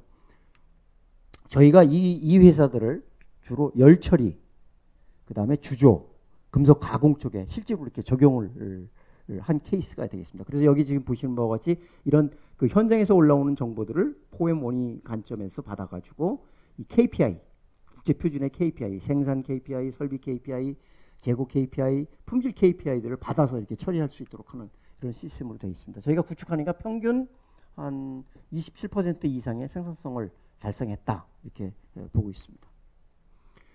다음은 저희가 이제 올해 말까지 정부에서 산업부에서 돈을 받아가지고 한 50억 정도를 받아가지고 이 구축한 디지털 트윈 대표적인 샘플 공장이 되겠습니다. 이 회사는 그 제품 투입서부터 가공, 그다음에 측정, 출하, 처리하는 것들이 전부 사람이 한 사람도 개입되지 않습니다. 100% 무인입니다. 반도체도 100% 무인 아니거든요. 근데 여기는 무인 안 하면 경쟁을 할 수가 없어요. 저희 독일 회사들하고 경쟁할 수 없어가지고 이 브레이크 디스크라고 그래서 여러분 자동차에 그 브레이크 디스크 있지 않습니까? 그거 만드는 회사인데 100% 무인입니다. 그래서 여기에 작동이 되는 상태들을 전부 이렇게 빅데이터로 봤고요. 그래서 데이터 분석을 해서 품질 특성이라던가 이런 것들을 해서 결함 특성, 결함의 종류라던가 결함 해석, 원인 도출 이런 것들을 인공지능으로 접목을 해가지고 이것을 다시 이쪽에 가공하는데 그 양방향, 또 양방향 나오죠. 양방향으로 그 어떤 그 최적의 작업 지시를 하는 이런 시스템입니다. 아마 금년 말이 되면 여러분들이 자유롭게 가셔서 정부 돈을 받다 보니까 저희가 자유롭게 가셔서 견학을 하시고 이런 시스템들을 하는 거를 지금 현재 구축을 하고 있습니다. 이 시스템은 대한민국에서 아마 그 최첨단 자동차 부품에서는 제일 진보된 이런 시스템이라고 얘기를 할 수 있습니다. 요새 얘기하는 디지털 트윈, 그 다음에 이 CPS라고 하는 그 대표적인 그 말 그대로 이제 대표적인 이런 시스템들로 구축을 합니다. 그래서 여기 특징 하나 제가 보여드리면 이 디지털 트윈인데요. 요거는 실제 그림이고요. 요건 디지털 트윈입니다. 그래서 요 가상 세계와 그 물리 세계가 똑같이 나옵니다. 그래서 지금 보시는 바와 같이 그 설비의 그 PHM이라고 해서 프로그노스틱 그 헬스 매니지먼트라고 해서 진보된 그 예지 관리 시스템이죠. 그런 것들을 알고리즘을 여기다 넣고 그래서 이 진단 예측, 기준값, 공정 데이터, 센서 데이터들을 받아가지고 이렇게 그 말 그대로 그 현장에 내려가지 않고 이런 시스템들을 원격으로 전부 관리할 수 있는 시스템, 디지털 트윈 시스템. 앞으로 애프터 코로나 이후에는 상당히 그 많은 부분들 그러니까 많은 부분들이 활용이 되지 않겠느냐 기대되는 시스템이라고 볼 수 있고요. 하나 더 특징적인 거는 과거는 이런 것들을 모터, 진동기죠. 진동기로부터 데이터를 받으려면 저희가 센서들을 막 설치를 맨 처음에 저희도 이 센서들을 그 독일의 무슨 그 센서 회사들로부터 데이터 받아가지고 했어요. 뭐 에러가 나니 안 나니 뭐 그래서 제가 뭐 딱 갔더니 문제가 많더라고요. 그래서 제가 이걸 이제 그 무선 센서로 이렇게 딱 붙이면 데이터를 이렇게 그 자동으로 수집해가지고 할 수 있도록 하는 이런 시스템들로 지금 적용을 하는 특징을 갖고 있습니다. 그다음에 이제 마지막으로 제가 앞으로 이 MES를 구축하기 위해서는 어떻게 해야 될 거냐 이런 부분들을 하고 마치도록 하겠습니다. 세계는 지금 AI가 전쟁입니다. 지금 이 맥킨지에서 작년도에 리포팅을 보면 게임 체인지가 된다는 얘기죠. 제가 아까 서두에서 암묵지를 어떻게 형식화시키자라는 부분하고 접목이 될 수가 있겠습니다. 그래서 여기 지금 인더스트리 위크에 따르면 세 가지 예측을 하고 있습니다. 2021년도 말까지 50%의 제조업이 인공지능을 사용할 것이다. 2020년도 말까지 25%의 제조 기획자는 제가 막 이렇게 떠드니까 여러분들도 다 이제 인식하죠, 그죠? 그런 시대가 된 것 같습니다. 근데 그 GE 아까도 잠깐 말씀드렸는데 GE는 이거 실패했어요. 여러분들 GE 굉장히 주가 떨어지고 난리 나지 않습니까? 이게 그 원인입니다. 왜 GE가 실패했느냐? 그네들이 아주 천재 같은 사람들이 했거든요. 엄청난 돈을 들여서 디지털 만들어가지고 했는데 문 닫았어요. 여기 보시면 GE의 비기스트 프로블럼은 크라우드만 쳐다봤다는 거죠. 요새 웬만한 사람들 크라우드 얘기하더라고요. 그래서 저는 옛날부터 반대. 크라우드 가지고는 안 돼. 왜? 여기 지금 빨간 줄로 이제 표시해놨는데 공장은요 달라요. 우리가 옛날부터 DCS라는 말을 썼는데 디스트리뷰트 컨트롤 시스템이라고 그래가지고 분산 처리를 할 수밖에 없습니다. 그게 최근에 뭐라고 그러면 엣지라는 말을 씁니다. 최근에 1, 2년 전부터 또 저는 엣지라는 말도 별로 그렇게 좋아하지는 않는데 분산 처리 시스템이어야 된다라고 저는 강력하게 실시간 기반의 분산 처리가 꼭 돼야 된다고 강력하게 얘기하는 사람 중에 하나입니다. 근데 이제 IT 하는 사람들은 또 뭐 말붙이기 좋아하니까 뭐 엣지가 어떻고 뭐 포그가 어떻고 뭐 시스코에서는 그렇게 얘기하는데 저는 뭐 아직 동의는 할 수 없습니다. 근데 아무튼 퀄리티와 다운타임 문제가 계속 공장에서 발생을 합니다. 그래서 여기 지금 말한 대로 엣지, 그다음에 리얼타임 이거 커버가 안 되면 안 된다는 거죠. 지인은 이래서 실패한 겁니다. 제가 뭐 차이에 대해서는 여기 그 세 가지를 이게 보였는데 이건 누구냐면은 이 친구가 제일이라는 친구가 저하고 상당히 오래된 친구인데 이 친구가 이제 표시한 겁니다. 아무튼 이거 설명은 제가 시간상 또 안 드리는데 자세히 한번 나중에 그 발표자를 참조하시면 될 것 같고 미지의 지능화 정보관리 그 산업진흥화는 어떻게 해야 되느냐 인더스트리얼 AI입니다. 그냥 AI하고 다른 얘기입니다. 분명히 인더스트리얼 옛날에 산업용이라는 말과 그냥 상용과 밀리터리 이게 다르게 쓰지 않습니까? 말도 틀리듯이 지금 우리 공장은요 인더스트리얼 AI를 적용해야 됩니다. 지금 이게 지금 표시한 게 지금 요 얘기입니다. 우리가 그냥 전문가 우리 같은 우리나라 사람들이 요거 빨간 거죠. 장인정신 이런 것들은 이렇게 해서 최적화로 가고 있는데 우리가 과거 전통적으로 룰 베이스라고 하는 것이 그 인공지능 나오기 전에 익스포트 시스템 전문가 시스템이라는 게 있었습니다. 그런 것들은 지금 보신 바와 같이 이 노란 거로 이렇게 표시가 됩니다. 그 다음에 요새 뭐 그 이세돌이하고 뭐 바둑두고 어쩌고 저쩌고 뭐 그 어디죠 그 왓슨이 어쩌고 저쩌고 뭐 알고리즘이 어쩌고 저쩌고 얘기하는 것들 요 녹색입니다. 산업은 그거 가지고 안 됩니다. 산업용 AI는 띵 그러니까 다시 말해서 아까 얘기한 IoT, IIoT하고 그 다음에 시스템하고 사람하고 이것이 융합이 되지 않으면 절대 안 됩니다. 그래서 인더스트리얼 AI는 지금 보시는 바와 같이 그 시스테믹 러닝 어프로치가 돼야 된다 이렇게 얘기를 하고 있습니다. 그래서 아까 말씀하신 대로 미지 지식을 위해 지능화 정보의 가치 창출을 위한 이런 부분이라고 보시는 거죠. 그걸 한번 제가 예제를 들어보겠습니다. 여기 지금 빨간 걸로 표시된 부분은 눈에 보이고 해결할 수 있는 겁니다. 우리가 이걸 통상적으로 뭐라고 하냐면 여기서 이렇게 가는 부분들을 TPS, 도요타 생산 시스템, 린, 식시그마 가지고 한다고 얘기하고 있습니다. 이거 대한민국 다 적용했습니다. 웬만한 회사 구멍가게도 다 거의 하고 있어요. 다 알아요. 근데 이거를 넘어야 되는 방법이 프로그노스틱이다. 이게 요새 얘기하는 예지 진단, 예지 품질. 이게 이제 2번에서 3번으로 가는 겁니다. 2번에서 3번으로 가는 거죠. 머신러닝. 여러분도 많이 들어보셨잖아요. 그죠? 근데 앞으로는요. 3번, 4번. 3번에서 4번으로 가야 됩니다. 이 디지털 트윈이라든가 CPS 이런 것들로 해서 시스템. 아까 코로나 사태 이후 아마 굉장히 급속하게 발전할 것 같아요.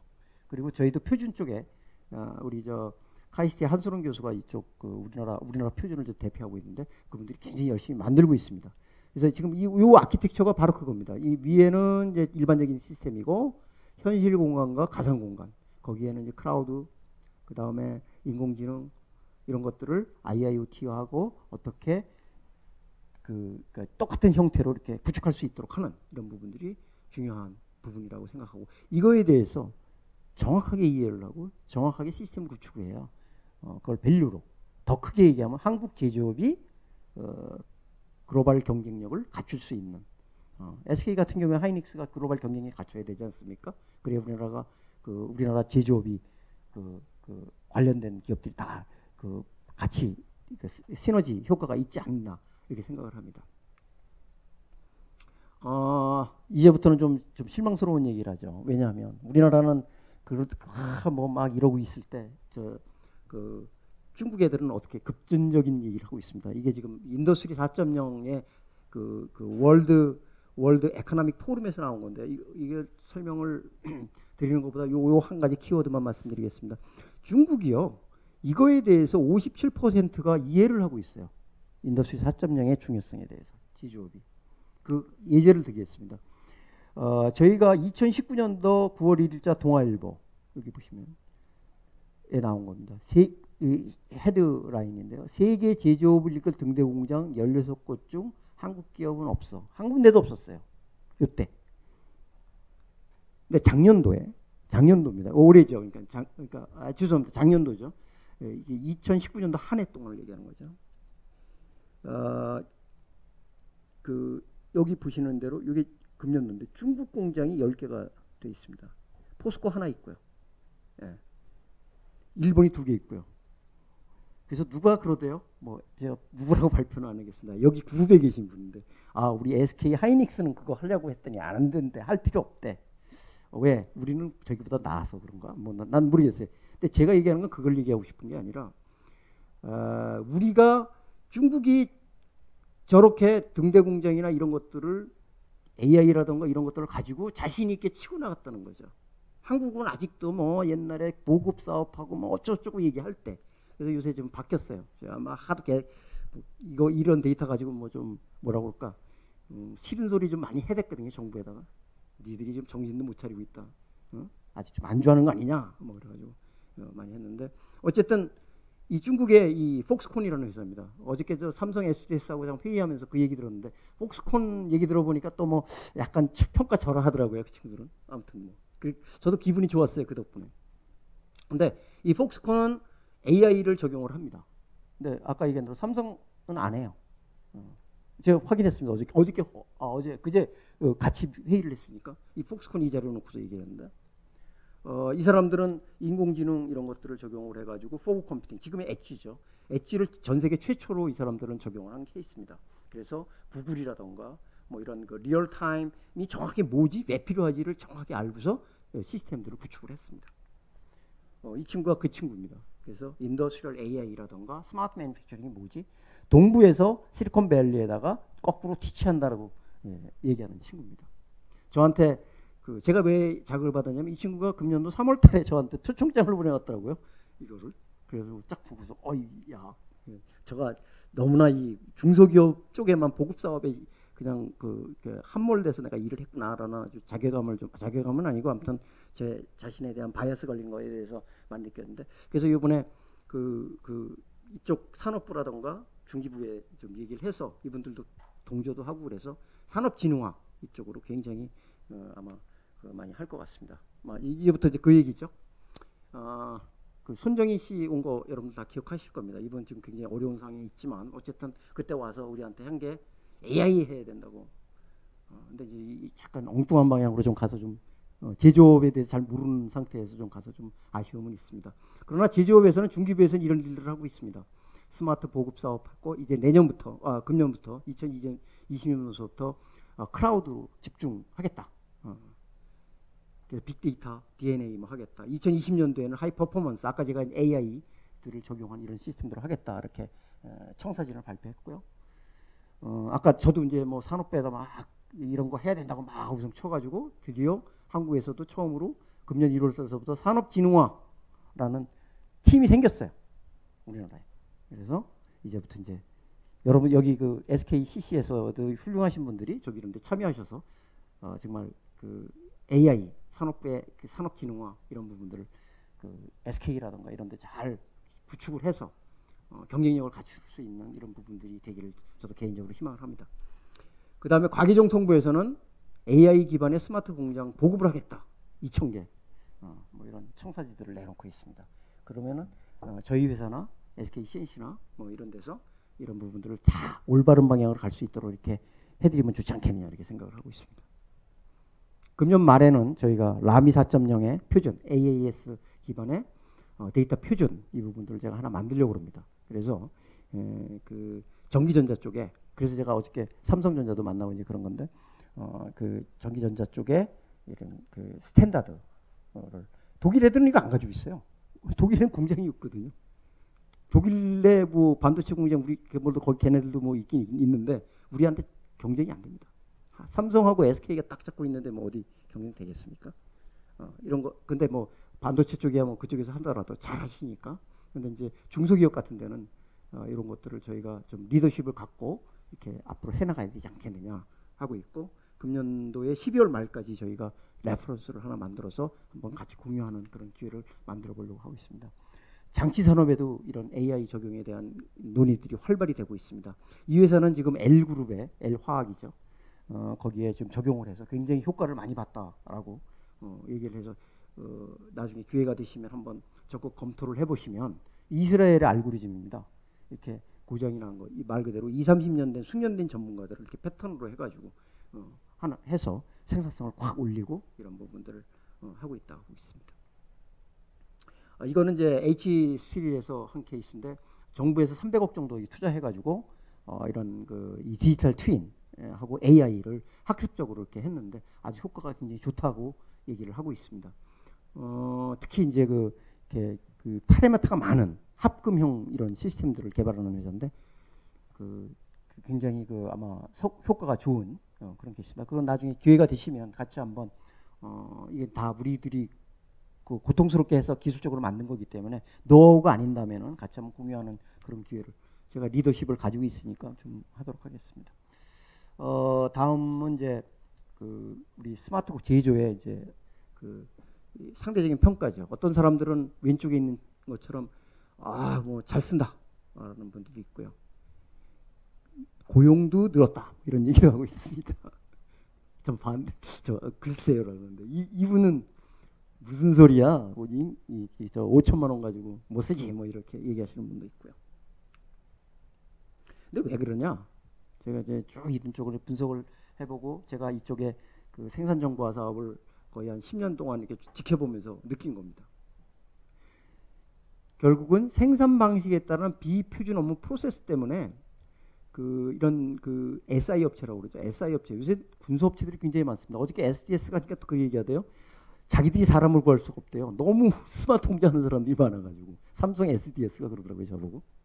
근데 이렇게 구축을 하는데 막 그냥 알지도 못하는 사람이 막 구축하다 보니까 누가 그런 얘기하대요. 요새 스마트 공장 이쪽에 돈이 많다 보니까 웹 파는 분도 이쪽에 와서 일을 한대요. 그러다 보니까 뭐 엉망으로 구축을 하는 거죠. 그래서 이렇게 되는 겁니다.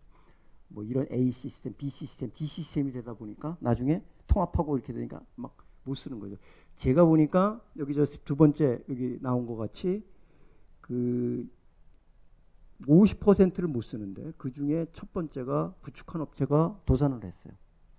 왜냐하면 요새 뭐 IT 하는 사람들 나와가지고 회사 2명, 3명이 만들어가지고 왜냐하면 정부에서 주는 돈이 많으니까 그래가지고 했는데 결국은 한 1년 쓰고 안 맞아? 안 써요. 그런 케이스들이 굉장히 많습니다. 그게 요거입니다. 관련된 직원이 퇴사 혹은 구축기업이 도산. 그 다음에 뭔지도 모르고 개발한 거죠. 그 이유는 이런 이유 때문에 그렇습니다. 최고 경영자, 그다음에 스마트 공장 솔루션 전문가, 현장 작업자 다 장님들이에요. 스마트 제조가 뭔지를 몰라요. 저도 몰랐어요. 근데 최근에 와서 이렇게 하면서 실패하면서 느낀 게 통합이라는 겁니다. 통합이 굉장히 중요하다라는 걸 느끼고 있습니다. 특히 그 중에 하나는 아까도 말씀드린 대로 이 관리 항목을 정확하게 알아야 돼요. 이 관리 항목. 근데 그걸 잘 모르세요. 내가 어떤 회사인지를 잘 몰라요. 그래서 저희가 이제 그런 프로그램도 다음 장에 나옵니다. 프로그램도 만들려고 그랬는데 특히 이 PI 변화 관리 이건 사람이 개입이 돼야 됩니다. 그래서 이 컨설턴트들이 이렇게 좀 잘 지원을 해야 된다라고 좀 보고 있습니다. 90%의 실패 요인 중에 하나가 저 변화 관리가 안 돼서 그런 경우들이 많이 있습니다. 그다음에 그래서 저희가 이제 이런 표준들을 만들었습니다. 이건 이제 정부에서 공짜로 해줘요. 제가 만들어가지고 우리 저 KPC하고 해서 같이 만들었는데 2박 4호 해서 만들었는데 아무튼 잘 쓰고 있어서 좋습니다. 그다음에 이제 여기 결국은 사람입니다. 사람에 대한 부분들을 초점에 맞춰야 된다라는 거. 표준 잘 알아야 된다. 한번 살펴보고 가라는 거. 독일도 이런 얘기합니다. 이렇게 표준이라는 부분들을 적용을 안 해가지고 저기 에어버스 있잖아요. 에어버스 초기의 문제가 그거잖아요. 미국에서는 메타로 했고, 미국은 좋습니다. 인치로 했고, 저기 유럽에서는 저걸 했어요. 그러다 보니까 이게 치수가 안 맞아가지고 에어버스에 굉장히 문제가 많았었죠. 아무튼 그런 것들. 그다음에 제가 마지막으로 얘기하지만 이 OT라는 말을 제가 계속 아까서부터 말씀드렸는데 OT하고 IT 이것들을 잘 살펴봐야 된다는 거. 그다음에 이제 앞으로 이 규정 준수 레귤레이션이죠. 이 부분이 굉장히 앞으로 지구 온난화 뭐 기타 등등을 해서 제가 이제 섬유 쪽에 일을 하다 보니까 전 섬유 쪽에 지금도 잘 모르는데 이쪽에 섬유 연구원에 있는 분들이 저한테 와가지고 이런 얘기 하더라고요. 섬유가 앞으로 이쪽 그 우리나라가 그래도 이제 섬유 쪽에 그 해외 쪽에 나간 공장들이 많아서 섬유 쪽에 들어오는 돈이 많은데 이거 신경 안 쓴대요. 섬유 산업에 환경오염 신경 안 쓴다고 막 그러더라고요. 그래서 이게 무슨 소리냐 그랬더니 알고 보니까 이 섬유에서 나오는 그 공해 물질이라든가 이런 것들을 전부 우리 에너지 등급식으로 이게 앞으로 2020년도 이게 좀 늦어졌습니다만은 한다고 이거 빨리 교육시켜가지고 정부도 교육시키고 뭐 교육시켜야 된다고 막 그러더라고요. 근데 이게 굉장히 중요하더라고요. 왜냐하면요. 2010년도에 도요타 여러분들 사건 당일 크레임 당한 거. 아까 생존이라는 제가 단어 썼지 않습니까? 그런 부분들이 굉장히 중요하다고 봅니다. 잘 몰라요. 근데 아직 인식 우리는 만들기 바빠가지고 아직도. 그다음 보안. 이 보안은 항상 잊어먹으면 잊어먹죠. 한번 돌아서면 잊어먹죠, 그죠? 보안 굉장히 중요합니다. 그리고 이런 거는 구축할 때 단계적으로 구축하라는 거죠. 절대로 우리나라 사람들 특히 그 오너들 우리나라 CEO들 왕창 이렇게 깔아뭉개가지고 하는 것도 많이 합니다. 포항제시도 그랬고 현대자동차도 저도 그런 일을 많이 했는데 지금 와서 느끼니까 공장은 절대로 한 번에 이렇게 못합니다. 그렇게 하는 사람은 미친 사람이든지 용감한 사람이든지 정신 나간 사람이든지 둘 중에 하나예요. 제가 해보니까. 근데 이쪽은 절대로 그렇게 할 수 없습니다. 그래서 이렇게 이런 단계를 거쳐서 데이터 수집하고 저장 분석하고 최적화시키고 포타입 만들어 설치하고 이렇게 해서 계속 스타트 스몰 형태로 해나가라는 것을 제가 권고를 해드리고 싶습니다. 마지막 장입니다. 제가 최근에 이걸 읽고서 역시 이순신 장군이 이길 수밖에 없구나라는 느낌을 받았습니다. 저는 아침에 일찍 산에 가는데요. 그 산에 가면서 이제 책을 읽어요. 읽어주는 책 같은 거 보면서 이 운주당이라는 걸 얘기를 하더라고요. 운주당이 뭐냐면 모든 일을 같이 의논하고 계획을 세웠다. 온갖 방책을 의논했다. 밤낮으로 의논하고 약속을 했다. 이게 지금 얘기하신 OT요. 그러니까 공장에 계신 그 노하우를 가진 분들의 생각, 기술, 데이터 수집하는 방법, 분석하는 방법 이것들을 융합해야 된다라는 얘기더라고요. 이순신 장군이 일본 애들하고 싸워서 이길 수밖에 없는 얘기더라고요, 이게. 근데 상당히 힘들잖아요. 모든 진리는 다 아는데 그거를 실천하는 건 굉장히 힘들어요. 제가 이걸 장표 하나로 이렇게 표시를 했습니다. 이게 뭐냐면 자동화는 10배밖에 못해요. 생산성이. 근데 프로세스 이노베이션, 아까 얘기한 체인지 매니지먼트, 변화 관리, 사람의 뇌를 바꾸는. 저도 우리 직원들하고 일하면서 저도 한 100명 가까이 되니까요.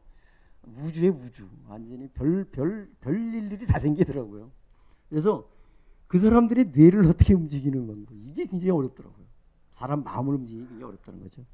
그래서 이 프로세스 이노베이션, 체인지, 변화 관리와 공정 혁신 이 부분이 사람이 바뀌어야 저희가 바뀌는 것 같아요. 그러면 이 100배의 성과를 올릴 수 있다. 이렇게 볼 수 있고요.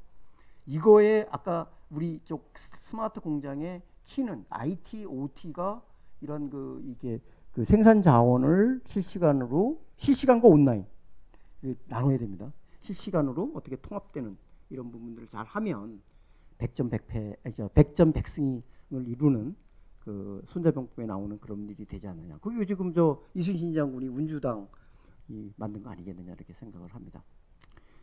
이상으로 제 강의는 마치고요. 이거 질문을 했는데 이제 하나만 그냥 하고 저도 1시에 끝나는 게 제가 항상 얘기하는 거. 늦게 시작해서 끝나는 건 딱 맞추는 거. 이게 제가 항상 하는 얘기인데. 3개요? 그 3개면 너무 노하우가 나가면 안 되는데. 첫 번째 이거 이제 1, 2, 3 요것만 하면 되겠죠? 이게 뭐 어느 건지 잘 모르겠네. 그러니까 잠깐만요. 쉬운 것부터. 실시간 인터페이스는 어느 시스템의 마스터로 해야 될까요? 실시간 인터페이스는 어느 시스템을 마스터로 해야 돼요? 이거는 이제 밑에 하위 시스템하고 상위 시스템을 어떻게 할 거냐 혹은 그 실시간의 요구사항이, 그러니까 장치산업 같은 데는 밑에 하부가 굉장히 중요하고요. 디스크리트, 그러니까 자동차 배표만, 그러니까 잡샵이라고 그래서 자동차 배 만드는데 이런 데는 그 반대입니다. 제가 그 CIM 그 IBM하고 이제 CIM 시스템 초기에 대한민국에 구축할 때 유공도 그 중에 하나였어요. 제가 컨설팅 해주고 그랬는데 그때 보면 그 이 유공이 죄송합니다. SK 종합화학이죠. 그 거기는 밑에 하부가 굉장히 실시간이 굉장히 중요합니다. 거기 위에 안 써도 돼요. 예, ERP가 거의 필요 없습니다. 근데 이 그 밑에 쪽이 굉장히 중요하고요. 그래서 거기는 굉장히 하드 리얼타임이라고 얘기하는데 타임으로 우리가 학술적으로 얘기할 때 거의 뭐 그걸 나눈 거 하드 리얼타임과 소프트 리얼타임을 나누는 걸 300ms로 기준으로 합니다. 누가 그 옛날에 이름이 잊어먹었네. NT 개발한 그 친구가 정의를 한 겁니다. 우리 학술적으로 얘기해 300ms를 기준으로 얘기합니다. 하드 리얼타임과 소프트 리얼타임. 하드 리얼타임은 미리세컨드죠. 그래서 그런 그 석유화학 쪽은 굉장히 고속으로 필요한 것들이 필요하고요. 그래서 이제 그런 것들이 아마 여기 말씀하신 게 이제 그런 부분들에 대한 이해가 필요한 것 같고, 그 다음에 이제 지 실패 원인을 클라우드 즉 말씀해 주셨던 엣지 컴퓨팅을 하게 될 경우 분산되어 있는 컴퓨팅 자원에 대한 관리가 오히려 더 어려워질 것 같은데요. 예, 어렵죠. 예. 왜냐하면 그래서 이제 그 우리가 얘기하는 그 이 라이트한 시스템으로 해야 됩니까? 그러니까 디시전 메이킹 하는 예를 들어서 상한치 하한치가 들어왔을 때 아주 그냥 그 테이블 비교에 의해서 처리하는 이런 부분들이 필요할 것 같습니다. 반도체 산업은 제가 하도 손을 띈 지가 오래돼 가지고 옛날에 SK도 제 고객이었어요. 제가 시스템 구축해주고 그랬는데 아무튼 반도체는 손을 떼서 제가 좀 말씀드리긴 좀 그렇고요. 좀 나중에 기회가 되면 하고요. 마지막 AI 적용 방법은 공장마다 다양할 거로 생각됩니다. 예, 맞습니다. 현업의 눈높이와 실제 적용 가능한 기술의 갭 차이를 어느 고객을 설득해야 되는 CEO입니다. 예, ROI는 CEO가 결정하니까 저는 그렇게 생각합니다. 기술자하고 얘기를 하면요, 기술만 봐요. 그러니까 예를 들어서 중간관리, 제가 이쪽을 쭉 해보면서 저도 우리 직원들하고도 저도 비즈니스 하는 사람 입장에서 보면 의사결정은 ROI로 해야 돼요. 근데 엔지니어들은 착각을 하는 게 기술로 얘기를 해요. 뭐 이 클라우드를 쓰면 어떻고, 그다음에 뭐 엣지를 쓰면 어떻고. 엣지하고 클라우드하고 돈 하는 사람은 무슨 상관없어요. 돈이 되는 게 뭐냐. 그게 맞는 것 같습니다. 그 이상으로 오늘 저 강의가 여러분들한테 SKCC가 정확한 겁니까? SKCC가 정확한 발음입니까? 이거 힘들어서 몰라요. 아무튼 여러분들한테 제 이름도 SK고 제 딸내미도 여기 SK 하이닉스에서 근무하고 있고, 그래서 SK가 아무튼 삼성보다 더 잘 됐으면, 삼성 LG보다 더 잘 되기를 기대하면서 4위니까 또 위로 올라갈 수 있는 도전이 되지 않겠느냐를 생각을 합니다. 그래서 아무튼 뭐 제가 아직은 삼성하고 현대하고 뭐 이런 데서 현대동체는 제가 굉장히 오래 일을 했어요. 거의 뭐 한 30년 가까이 현대자동차하고는 포스코하고는 일을 했기 때문에 거기 저 대리하던 친구들이 사장 회장 되고 그랬습니다. 근데 어쨌든 그 SK도 이런 조그만 연이 돼가지고 했지만 잘 다듬으셔가지고 좋은 그런 결과, 저보다 더 청출어람 같은 그런 결과를 말을 해주시면 되겠습니다. 아무튼 제가 알고 있는 지식을 여러분들한테 가능한 한 좀 많이 전달해 드리려고 제가 좀 그 말을 천천히 해야 되는데 말을 빨리 해가지고 좀 어떤데, 제가 마지막 장에 보시면 이게 나눠 드리실 거죠, 그죠? 여기 보시면 제가 이 동영상 자료라던가 모았습니다. 저도 이게 모으고 싶고 해서 모은 게 아니라 이렇게 막 강의한 내용들을 막 유튜브에 막 떠다니대요. 저도 그렇게 하셨다 그러는데 떠다니더라고요. 그런데 그거를 이렇게 모아가지고 유튜브로 컨버전을 했어요. 아니면 이제 링크를 시켜놓은 거를 제가 한 20개 정도로 이렇게 만들었습니다. 근데 요새 또 코로나 때문에 그렇게 했고요. 제가 발표 자료를 그동안에 이게 슬라이드 시어에다가 이렇게 올려놨어요. 거의 아마 한 10년 정도 될 겁니다. 여러분들 가시면 아마 한 30개 정도 보실 수 있고요. 그다음에 제가 페이스북은 좀 사생활이 아닌다면서 뭐 그냥 그런 것들을 오픈하고 있고, 링크인도 쓰고 있습니다. 그래서 이런 자료들은 다 공개 자료니까 그냥 더 여러분들이 저걸 잘 활용하셔서 이렇게 접촉을 하시고, 나중에 저한테 제가 얘기한 내용에 대해서 더 진보되고 그런 내용이 있으시면 제 이메일이나 제 핸드폰 공개는 안 해드리겠습니다. 이제 이메일로 보내주시면 제가 시간 되는 대로 가능한 한 정성껏 답변을 해드리겠습니다. 이상 마치겠습니다. 감사합니다.